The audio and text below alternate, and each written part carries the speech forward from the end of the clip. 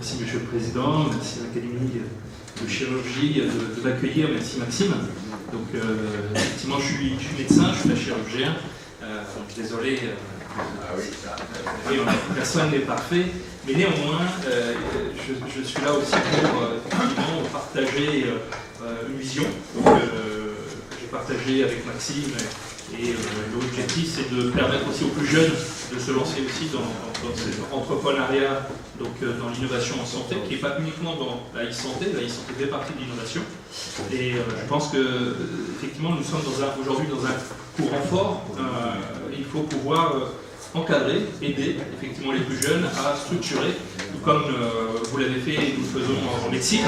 C'est un autre métier aussi que d'innover, donc on n'est pas forcément tous prêts à le faire. Donc il faut pouvoir avoir les bagages et avoir du compagnonnage, ce que fait déjà bien la chirurgie et la médecine.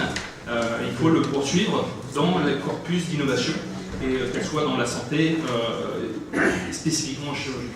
Alors juste rapidement, c'était pour dire que l'innovation, elle prête effectivement donc, plusieurs, on va dire, appareils. Donc l'innovation, elle peut être technologique, donc là on parle de la e-santé, donc c'est le sujet, mais elle peut être organisationnelle. Vous savez bien, vous organisez certainement tout un tas d'innovations. La question de l'innovation, c'est qu'est-ce qu'on veut en faire, pour qui, et donc quel usage. Et ça, c'est une des problématiques aujourd'hui. Donc je tiens à commencer par là, c'est qu'on a beaucoup de technologies qui apparaissent, mais elles ne sont pas forcément portées par justement les utilisateurs, ou en tout cas ceux qui ont une vraie expérience sur l'usage et le besoin. Donc il y a un décalage entre toutes ces nouvelles technologies souvent et puis l'usage qu'on peut en faire.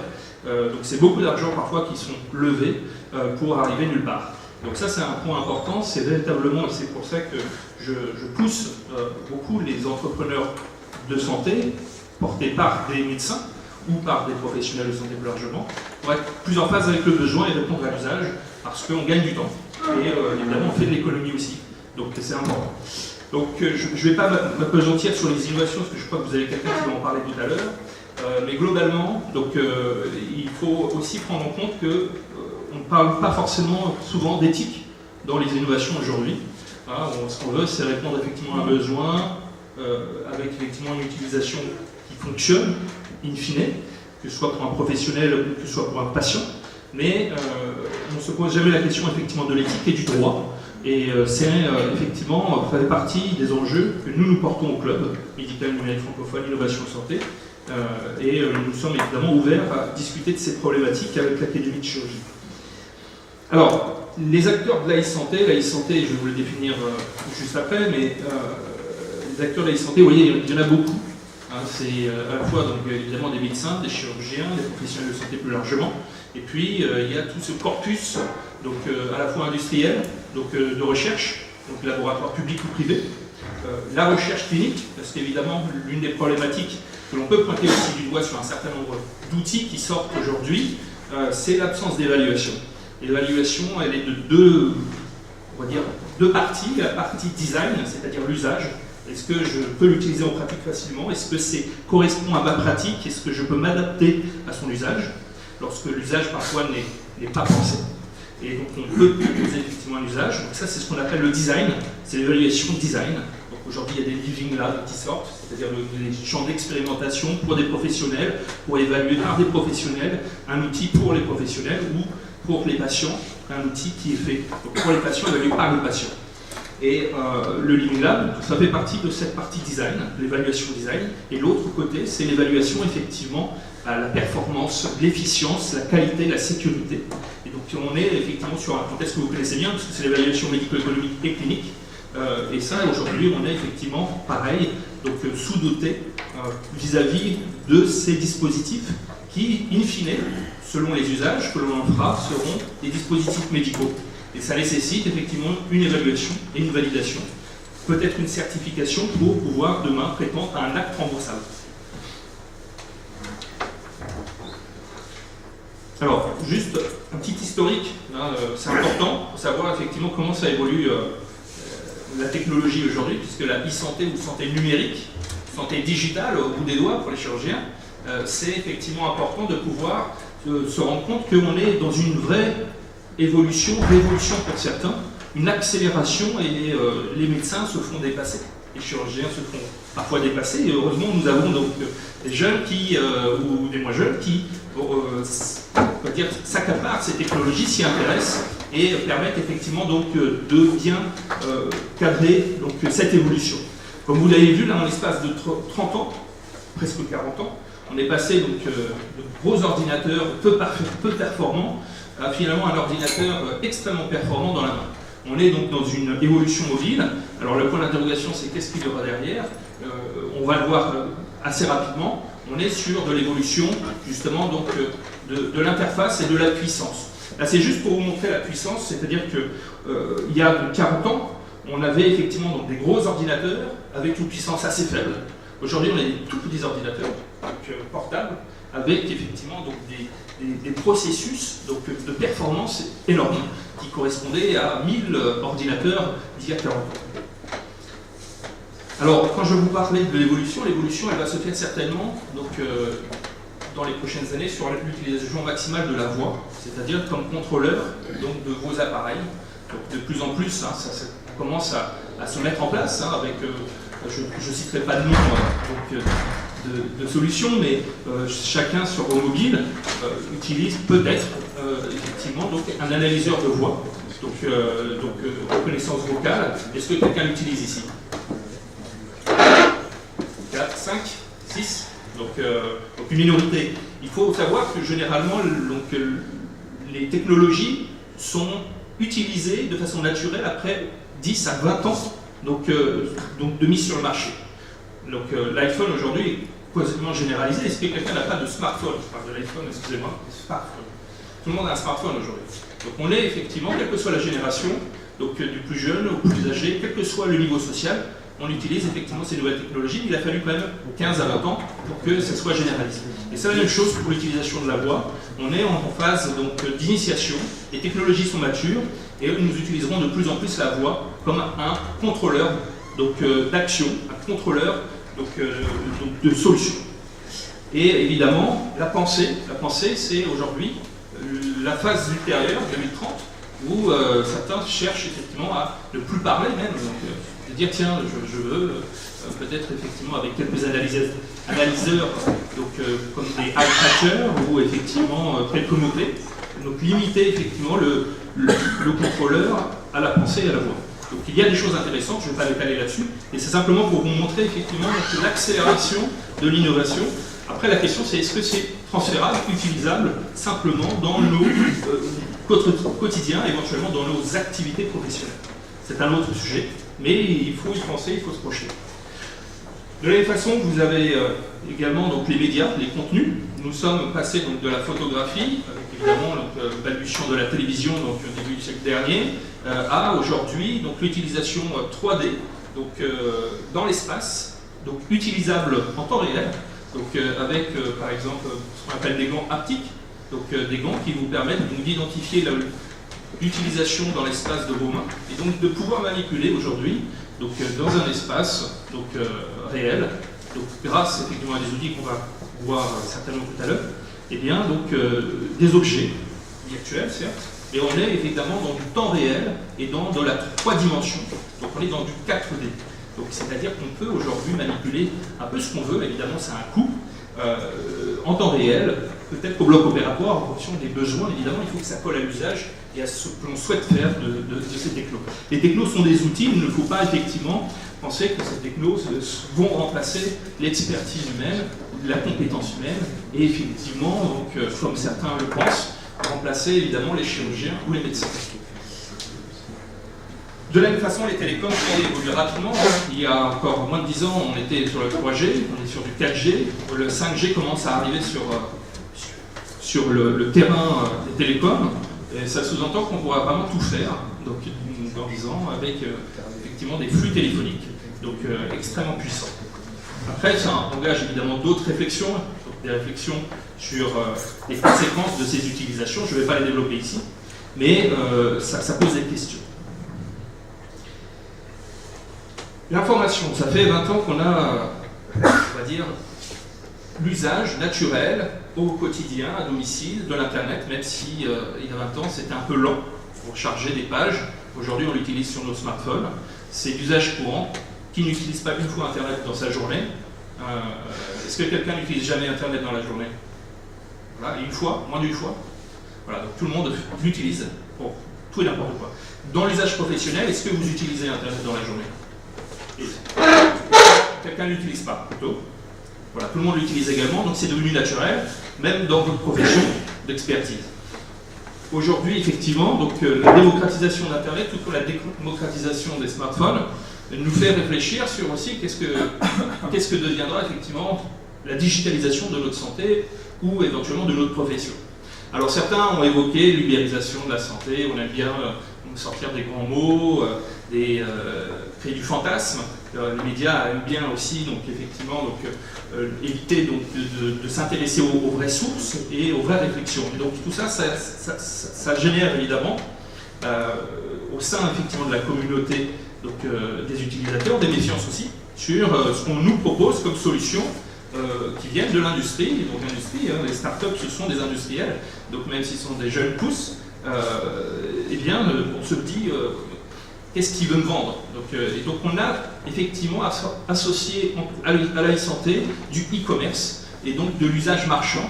Et évidemment, compte tenu donc, de ce positionnement, ça a généré d'autres réticences à l'utilisation dans la communauté médicale et scientifique d'un certain nombre d'outils.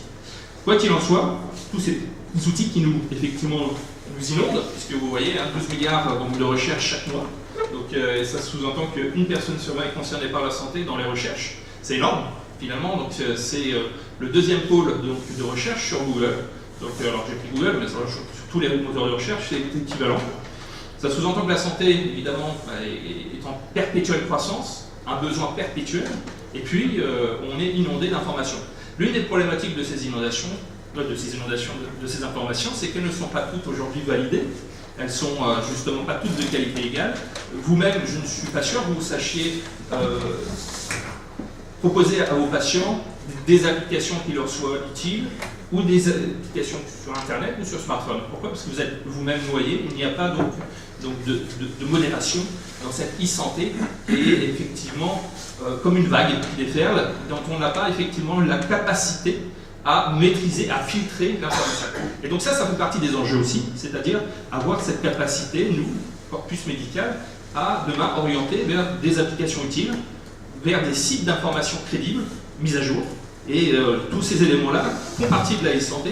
L'information médicale est un élément important de la relation, vous le savez, médecin-malade. Et donc la confiance du médecin, c'est aussi demain sur la capacité de conseil donc, de ces informations. Alors, les data, on en parle tout le temps. Aujourd'hui, on vous dit que voilà, les GAFA, ou au contraire la réciprocité asiatique, vont aujourd'hui maîtriser toutes les données et toutes les recherches futures en médecine. Mais néanmoins, aujourd'hui, nous sommes sur des fleuves de data. Nous savons que les données, donc, si elles veulent être crédibles, il faut qu'elles soient vérifiées. Donc, c'est-à-dire qu'aujourd'hui, vous avez des GAFA, donc Facebook, Google, je ne vais pas tous les citer, font effectivement donc, des actions sur la santé. Ils veulent tout simplement effectivement donc, vouloir verrouiller tout ce qui est de l'ordre de l'intelligence artificielle. On pourra en reparler tout à l'heure. Mais l'intelligence artificielle nécessite de l'analyse qualifiée de la donnée. Or, la plupart de la donnée qui se trouve sur Internet n'est pas vérifiée et n'est pas toujours bonne. Elle est fausse parfois, dangereuse aussi. Donc si vous partez du principe qu'on va faire de l'intelligence artificielle avec des données fausses et dangereuses, le paradigme est déjà lui-même erroné et dangereux. Donc le fait que l'information donnée par les médias vous dise que les GAFA ont une longueur d'avance sans précédent, oui, ils ont une puissance de feu, mais il y a une problématique de la qualification de la donnée qui n'est pas vérifiée.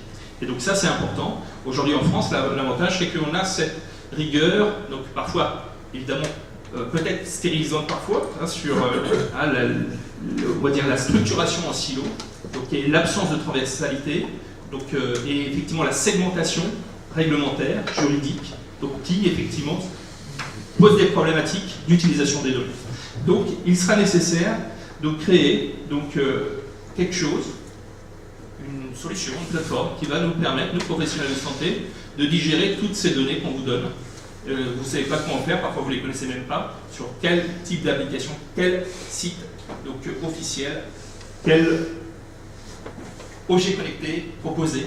Donc, par exemple, le suivi ambulatoire, effectivement, donc post-chirurgical, eh bien, vous allez effectivement vous baser sur les études que font effectivement vos collègues, vos confrères, mais il y en a tellement. Il faut pouvoir filtrer, il faut pouvoir effectivement avoir une capacité d'orientation éclairée et une prescription adaptée ensuite sur les solutions que vous pouvez effectivement proposer. Alors, pour en revenir à la chirurgie, rapidement, puisque je sais que j'avais que 15 minutes et je pense que j'y suis déjà presque à la fin, c'est un sujet qui nécessite du bonheur, hein, donc je vais vous le faire en 5 minutes, mais j'espère pouvoir revenir pour rentrer plus dans les détails. En fait, la chirurgie a déjà beaucoup innové, il offre beaucoup, surtout en France d'ailleurs, évidemment dans d'autres pays, mais je vous ai mis effectivement l'exemple de chirurgie donc, robotisée, ou effectivement donc, du cœur Carmat, ce sont des innovations qui sont et qui relèvent également de la santé numérique. Pourquoi? Parce que vous avez à l'intérieur tout simplement des composantes électroniques et ça rentre dans la définition de la e-santé, même s'il n'y a pas forcément de la communication avec des télécoms. Quoi qu'il en soit, vous avez de la belle innovation française, des robots et également évidemment des chirurgiens qui sont en capacité aujourd'hui de continuer à innover. La chirurgie aujourd'hui va évoluer plus vers une capacité effectivement de réduction, de miniaturisation. Et ce sont les champs d'évolution d'un certain nombre d'activités, ce qu'on appelle ensuite les chirurgies micro-invasives, qui permettent effectivement tout simplement de pouvoir, alors il peut y avoir de la vraie chirurgie et puis des actes qui ne le sont moins, comme par exemple ce type de capsule. Alors vous me dites, ouais, c'est des capsules, évidemment du diagnostic qu'on utilise en gastro-entérologie, pour évaluer le duodénum, mais pas tout à fait. En fait, ces capsules-là, ce sont des capsules qui sont robotisées, en fait, qui vont pouvoir même remonter à contre-courant, rester sur place et pouvoir faire du prélèvement.